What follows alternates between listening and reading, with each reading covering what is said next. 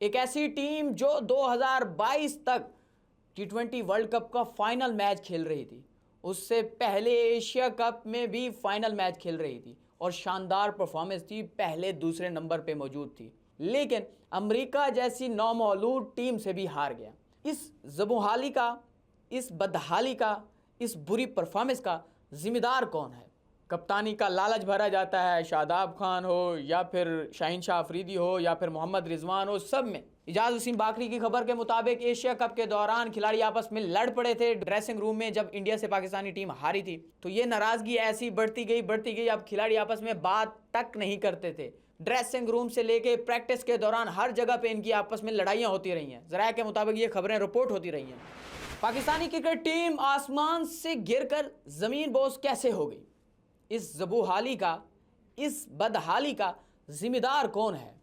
एक ऐसी टीम जो 2022 तक T20 वर्ल्ड कप का फाइनल मैच खेल रही थी, उससे पहले एशिया कप में भी फाइनल मैच खेल रही थी और शानदार परफॉर्मेंस थी, पहले दूसरे नंबर पे मौजूद थी।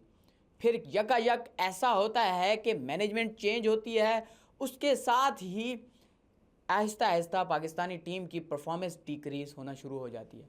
ऐसी डिक्रीज़ होती है कि उससे अगले साल यानी कि 2023 में पाकिस्तान एशिया कप के फाइनल तक नहीं बल्कि सुपर 4 मरहले तक पहुंच पाता है।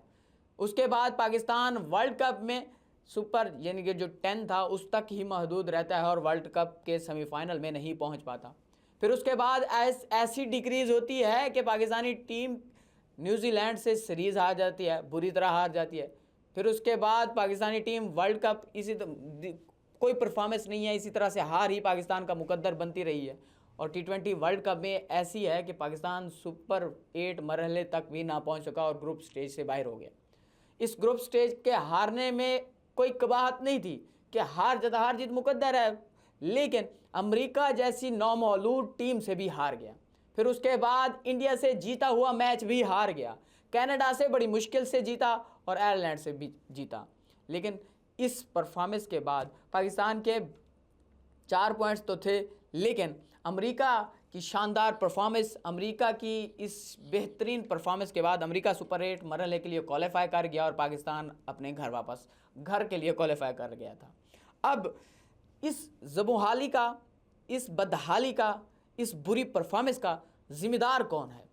थोड़ा सा माजी की तरफ लेके जाएं तो रमीज़ राजा जब चेयरमैन PCB थे और उसके बाद से पाकिस्तानी गवर्नमेंट उन्हें मतलब के ओहदे से बर्खास्त करके एक नई मैनेजमेंट लाती है, नया सिस्टम लाती है और डोमेस्टिक निज़ाम को दोबारा से बहाल करती है। नजम सेठी समेत एक कमेटी बना दी जाती है जो जो पुराना था डोमेस्टिक सिस्टम उसको बहाल करेगी और उसके बाद इलेक्शन भी करवाएगी। लेकिन उसी के साथ साथ ऐसा होता है कि शाहीन शाह अफरीदी बाबर आज़म के हवाले से ट्वीट करते हैं कि बाबर आज़म ही हमारा कप्तान है और बाबर आज़म ही कप्तान रहेगा और बाबर आज़म के अलावा सोचना भी मना है। एक और ये सोचना मना है किसी और हवाले से किया गया था, लेकिन उन्होंने बाबर आज़म के बारे में भी ये बात की थी और ट्वीट किया था। लेकिन आहिस्ता आहिस्ता फिर अफ़गानिस्तान के खिलाफ सीरीज़ होती है और बाबर आज़म को कप्तानी से हटा के शादाब खान को कप्तान बनाया जाता है और इस कप्तानी से पहले खबरें चलने लग जाती हैं कि बाबर आज़म को रेस्ट दिया जा रहा है और शाहीन शाह अफरीदी को कप्तान बनाया जा रहा है। शाहीन शाह अफरीदी को कप्तानी से प्रोपेगेंडा शुरू हो जाता है और आहिस्ता आहिस्ता शुरू होता होता जिसका नुकसान टीम को होता है। कप्तानी का लालच भरा जाता है, शादाब खान हो या फिर शाहीन शाह अफरीदी हो या फिर मोहम्मद रिजवान हो, सब में कप्तानी का लालच दिया जाता है कि आपको कप्तान बनाया जाएगा। फिर कप्तान ऐसा बनाया जाता है कि एशिया कप में कप्तान तो तब्दील नहीं होता, पाकिस्तान की परफॉर्मेंस ज़रूर मुतासर हो जाती है। ये लालच आ गई है, कप्तानी का लालच। बेसिकली कप्तानी का लालच हो या फिर उसके खिलाफ कप्तान के खिलाफ साजिश हो, दो ऐसी चीज़ें हैं जो टीम की परफॉर्मेंस ज़रूर मुतासर करती हैं। 1992 पाकिस्तान की क्रिकेट तारीख में ऐसा होता हुआ आया है कि कप्तान के खिलाफ साजिश तस्वर की जाती है, पाकिस्तान के खिलाफ साजिश होती है वो और पाकिस्तान की बुरी परफॉर्मेंस होती है वो, और पाकिस्तान इस मरतबा भी वैसा ही हुआ है। मैं आपको एक और वीडियो में बताऊंगा कि माजी में भी इसी तरह का सिलसिला चलता आया है। 1992 में जब जावेद मियांदाद और वसीम अकरम के दरमियान थोड़ा तल्ख कलामी हुई थी और जावेद मियांदाद ने उसे अपने खिलाफ साजिश करार दिया था।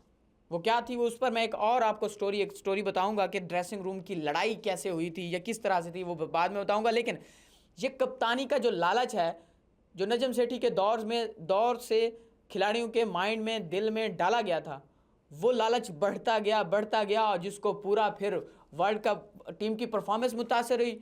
इजाज़ वसीम बाकरी की खबर के मुताबिक एशिया कप के दौरान खिलाड़ी आपस में लड़ पड़े थे ड्रेसिंग रूम में, जब इंडिया से पाकिस्तानी टीम हारी थी। वो लड़ाई ऐसी लड़ी कि खिलाड़ी आपस में बोलने से भी कतराने लगे और खिलाड़ियों की आपस में लड़ाई शुरू हो गई। फिर उसके बाद वर्ल्ड कप हुआ। वर्ल्ड कप में भी पाकिस्तान की परफॉर्मेंस मुतासर नहीं थी, बल्कि बुरी परफॉर्मेंस थी और पाकिस्तान सेमीफाइनल के लिए क्वालिफाई ना कर सका। फिर वर्ल्ड कप से वापस आया तो वर्ल्ड कप में परफॉर्मेंस ऐसी थी कि ज़का अशरफ, मैनेजमेंट तब्दील हो चुकी थी, तो ज़का अशरफ ने बाबर आजम को कप्तानी से ही हटा दिया। फिर जिस तरह से बाबर आजम को प्रेशराइज करके कप्तानी से हटाया गया, उस तरह से शाहीन शाह अफरीदी को बनाया गया। तो इस वजह से बाबर आजम मुबैना तौर पर ज़राए के मुताबिक बाबर आजम गुस्से थे कि जिस तरह से मुझे कप्तानी से हटाया गया है और मेरे साथ मौजूद मेरी ही टीम के खिलाड़ी कैसे कप्तानी एक्सेप्ट कर सकते हैं। उन्हें पता था, प्रेशर था मुझ पर, फिर वो कैसे एक्सेप्ट कर सकते हैं। जिसकी वजह से बाबर आजम भी नाराज़ थे कि शाहीन शाह अफरीदी को कप्तान बनाया गया और शाहीन शाह अफरीदी ने यह कप्तानी एक्सेप्ट भी कर ली थी। फिर उसके के साथ साथ PSL होता है। PSL के बाद दोबारा एक नई सीरीज़ आती है। न्यूजीलैंड के खिलाफ पूरी परफॉर्मेंस देता है शाहीन शाह अफरीदी और पहली सीरीज़ होती है उसकी। फिर उसके बाद जब PSL आता है, PSL के बाद दोबारा से नई आयरलैंड के खिलाफ और इंग्लैंड के खिलाफ सीरीज़ होती है, तो उसके लिए, और न्यूजीलैंड के खिलाफ होम सीरीज़ होती है पाकिस्तान की, तो उसके लिए कप्तान तब्दील कर दिया जाता है। फिर जो बाबर आजम नाराज़ थे, फिर शाहीन शाह अफरीदी नाराज़ हो गए।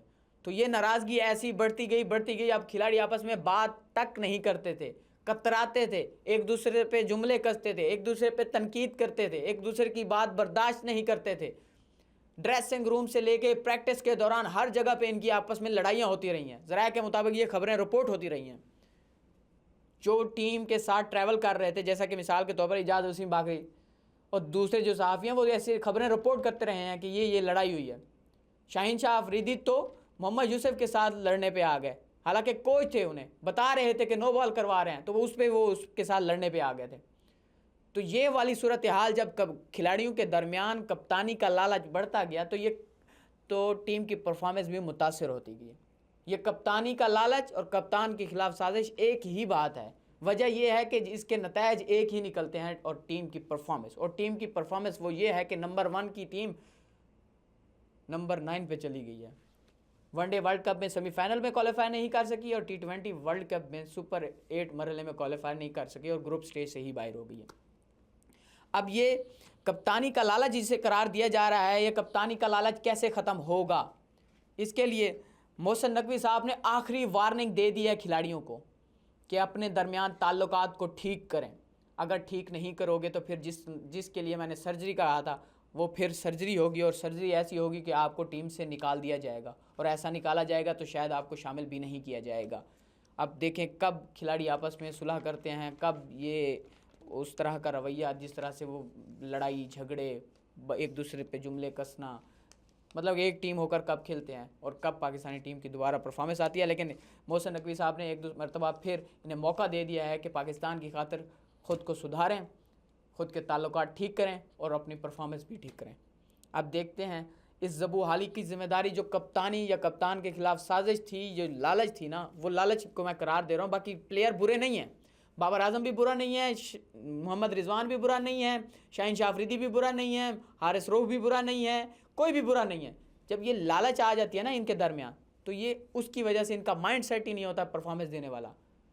तो अब देखते हैं क्या क्या है, लेकिन ये है कि टीम की परफॉर्मेंस अब बेहतर होती है या नहीं, ये सवालिया निशान है, और कब इनके ताल्लुकात आपस में ठीक होते हैं। बहुत बहुत शुक्रिया, अल्लाह हाफ़िज़।